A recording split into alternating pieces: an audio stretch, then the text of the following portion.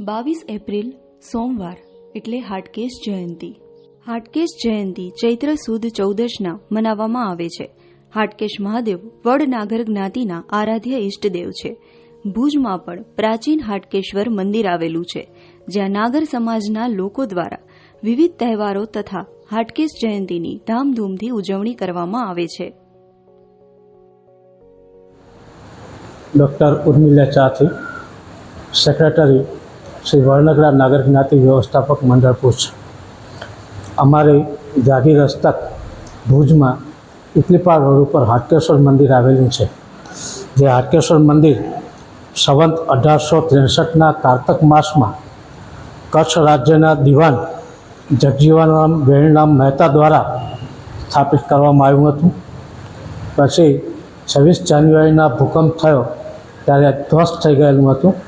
પછી ફરીથી 2 જૂન 2006ના આનું પુનઃ પ્રતિષ્ઠા કરવામાં આવેલી છે અને દર વર્ષે ચૈત્ર સુદ ચૌદશના હાટકેશ જયંતીનો પાટોત્સવ ઉજવવામાં આવે છે અને હાટકેશ જયંતીની ધામધૂમપૂર્વક ઉજવણી કરવામાં આવે છે.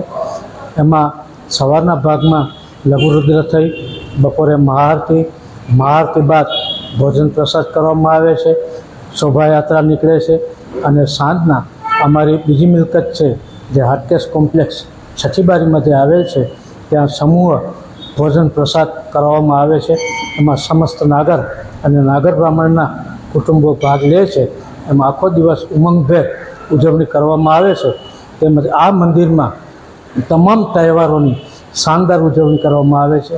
નવરાત્રિ હોય, શિવરાત્રિ હોય, નરસિંહ મહેતા જયંતિ હોય, હોલિકા દહન હોય, દિવાળીના દિવસો હોય, એ બધા તહેવારોની ધામધૂમપૂર્વક ઉજવણી કરવામાં આવે છે અને ઘણી મોટી સંખ્યામાં ભક્તજનો હાજરી આપી આ પ્રસંગમાં ભાગ લે છે.